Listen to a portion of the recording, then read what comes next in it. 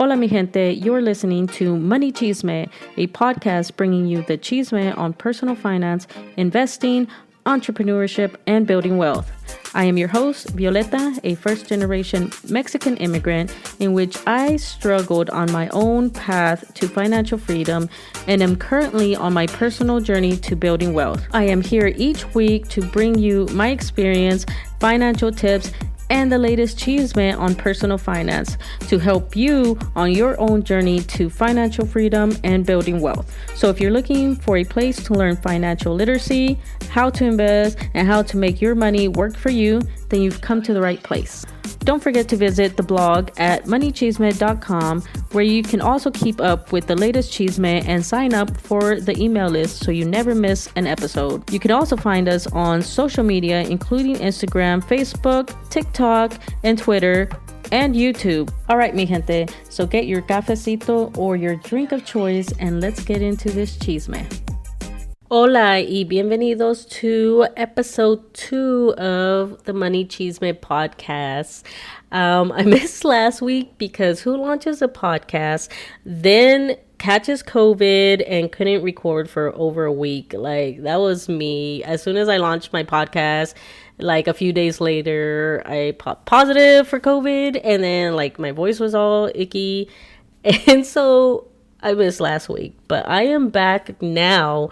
And even though I was sick with COVID, like I've been on like social media and seeing like the TikToks and stuff about, you know, the increasing interest rates on housing and the inflation rates, and like you see these financial gurus and people online just kind of like promoting anxiety about finances.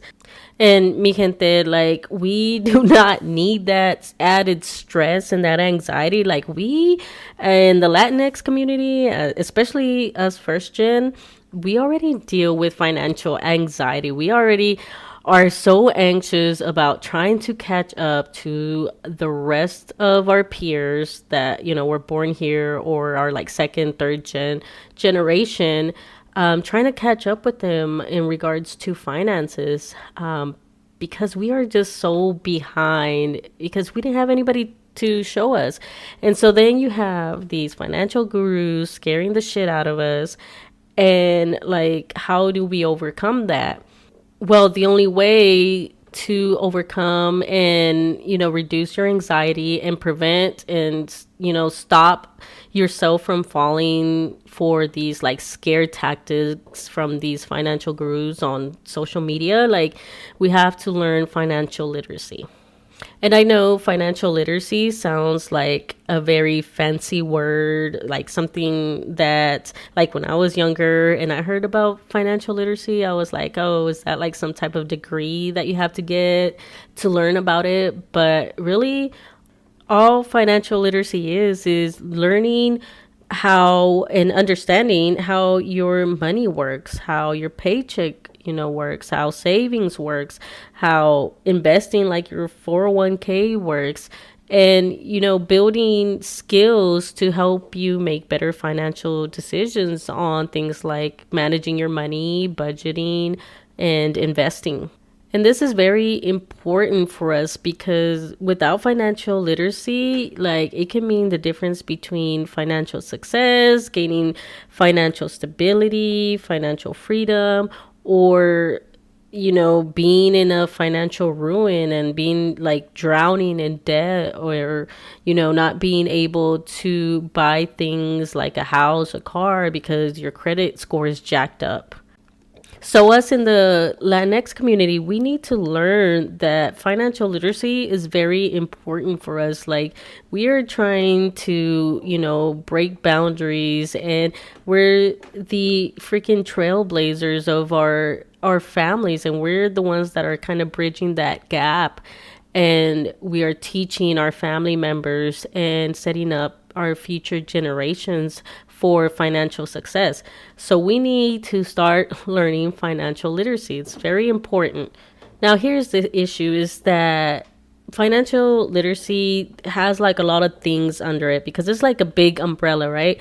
And like it could seem overwhelming. Like when I learned about financial literacy and what it was, I was like so overwhelmed with what I needed to learn. I was like, oh my God, like I got to learn about credit score. I need to learn about savings. I need to learn about investing and so on. And I was freaking out because I felt like I didn't have enough time to learn about all this crap and, to be able to use it now, because I felt like I was so behind because I didn't even start learning about it until like my late 20s. Because for most of us, nomás los dicen, just work hard, pay everything in cash and, get a good job so that way you could be set, right? But that's not the reality anymore. Before you could work at a job for a certain amount of years and then you get a pension, but that's basically gone. And like, even me that I'm in the military, like we do get somewhat like basically a pension after 20 years, but it's nothing. Like it's nothing. A lot of us still have to have a job afterwards. So even that is not sufficient for us to retire on. And so now most jobs don't have any type of pension. They have more of like 401ks. And now people have to learn what the hell a stock is and how 401ks work and all that stuff, right? And for the most part, our parents didn't really have to deal with that, right? They just worked, they saved, they put money in the bank, and then they just called it a day, right? But now I know better. Like my parents, they put money off to the side in a savings account. Now I know, like, look at inflation right now. It's like what, like 8% last time that I checked.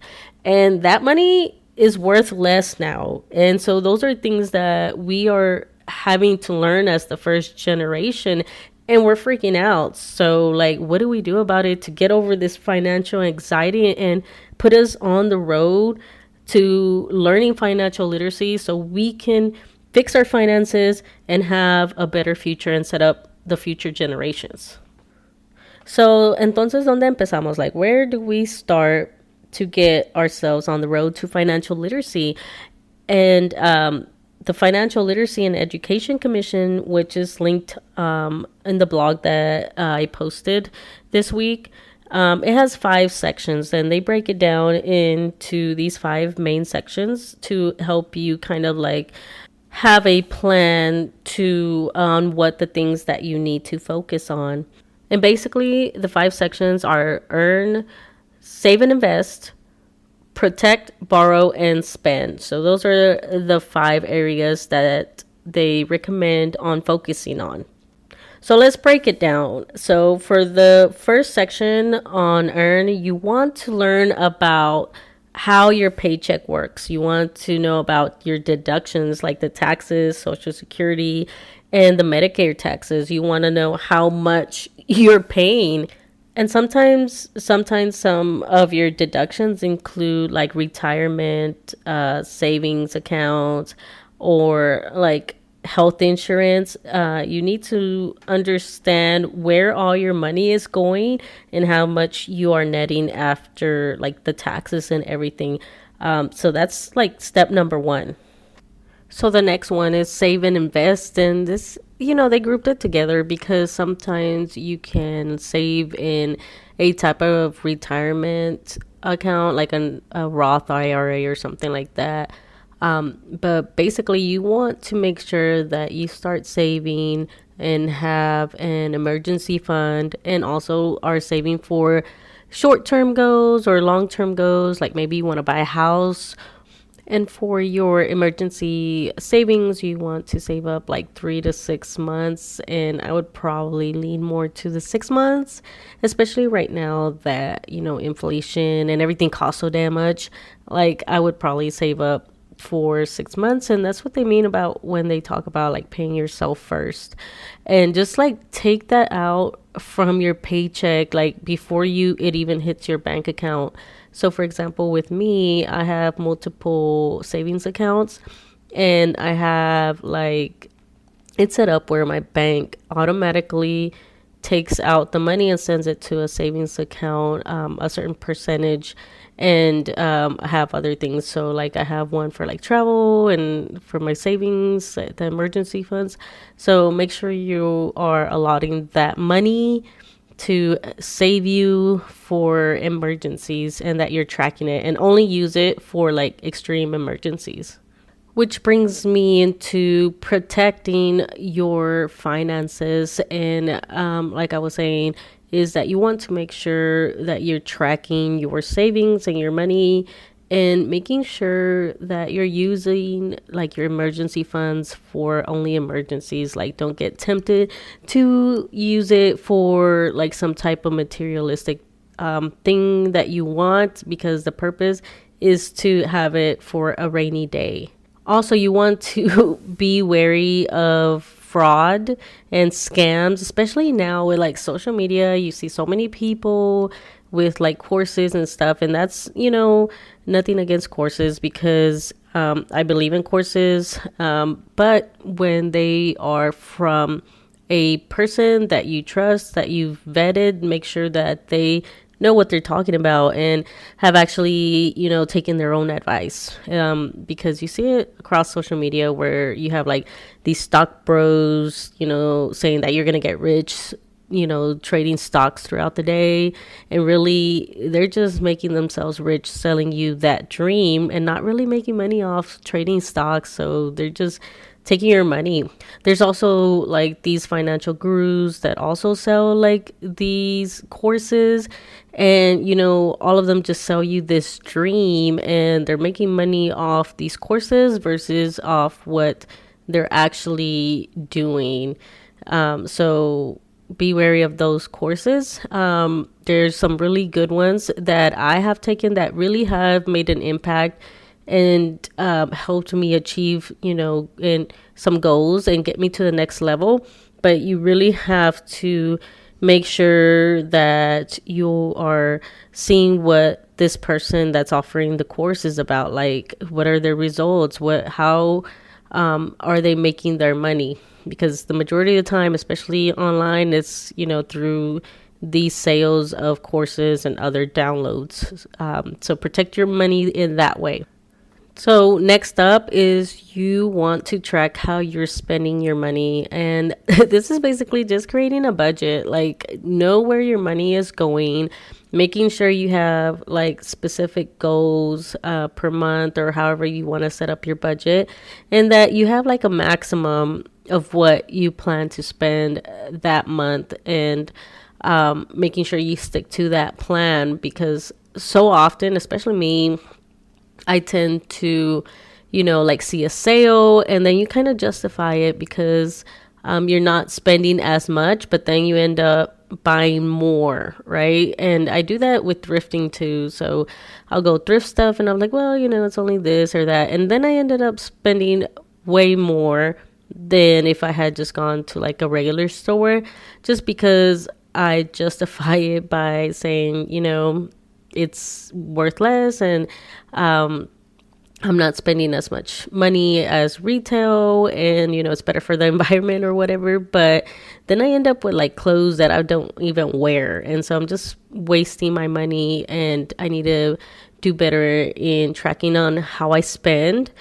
And then it's just, making sure that you set limits for yourself. And I know like right now, there's a lot of talk of being frugal and all that stuff. I think you just have to have a balance and make sure that you're living within your means, and also planning for things that you do want to spend money on. Like if you have a goal to buy yourself some shoes or whatever, as long as it's planned out and everything else is taken care of, like you're saving, you're investing, all that stuff, then you can plan to afford that Starbucks, or that purse that you wanted, or those shoes that you really had your eye on, and just being a smart shopper.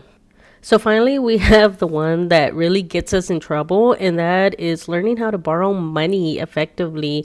And like I grew up thinking that, well, I was taught growing up that borrowing money is bad, like It's going to put you in so much debt and you're not going to be able to pay it off. And you want to like save up and purchase things, with money, right? And not have to borrow or use credit cards or anything like that.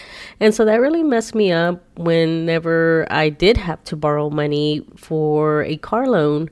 And like, it really messed me up because I didn't have a credit score, and I ended up paying like a lot of money, like as far as percentage on my car loan, because I had zero credit score and I had no idea of what that even meant or anything like that. So make sure you understand, what goes into your credit score, and, look at your credit report and make sure that you're maybe like twice a year checking up on it at least, to make sure that nothing new popped up that you may have forgotten about. Like I know I saw a bill from like, I think it was Cox Internet, that somehow, because I move a lot because of the military, so I guess the last bill just never made it to me, and then it ended up being on my credit score, my credit report. But that was an easy fix, and it came off right away as soon as I paid it off. So understanding things like that, and making sure you're not dealing with these, debt collectors. Like, go straight to the company, because it was actually the debt collector that put a hit on my credit report. And because I knew that the debt collector wasn't going to take that off, they're not going to, they take the time to put that hit on your credit report, but it's going to be like a pain in the ass to get them to take it off. But what you do is you go to the main company that you owe the money to, you pay them, and then now the debt collector can't put that hit anymore, and then you could dispute it and it comes off pretty easy. And so little things like that is what we have to learn about, and make sure that we understand our credit. And we want to understand how to shop around for a loan and make sure we are not getting, tricked into these high percentages. For example, right now with these high interest rates, you are going to fall into that trap of trying to get a loan with a variable interest rate that changes every year or whatever, versus getting a fixed interest rate. And it might sound like better now because you have a low interest rate now, but next year rates might go up and then you're kind of screwed or whatever. And it really hurts you in the end. And a lot of people just don't understand things like that. So we have to make sure we understand that. We also want to know, like how much are you borrowing? Like, have a limit of the things that you're borrowing. And if you are borrowing money, how to effectively pay it off on time, to make sure that your debt to income ratio doesn't go up too high, which will lower your credit score. And even with credit cards, like, you could use those wisely into paying bills or buying like your groceries or something like that. Will end up getting you points, but you pay it off before it hits you with the interest rate, and then you build credit and also get that those rewards. So you can use credit to your benefit. And eventually, when you understand how debt works, you can use it to your advantage even more. For example, I own my properties with mortgages, so I borrow money to get these properties, but I use it wisely, in which I am, renting these properties out. So all that gets paid out, and I'm making it make money. So eventually you figure that out and it'll work to your benefit. That may be more advanced a little bit, but you will get there as long as you start small and learn about your own borrowing habits, how to make sure that you're paying these bills on time and that you're not getting suckered in with these high interest rates, or like falling into deep debt. So that's the first thing you need to do. And then start learning how to use debt to your advantage. So those are basically the 5 initial steps that you should start taking to make sure that you are learning financial literacy, and you start with yourself.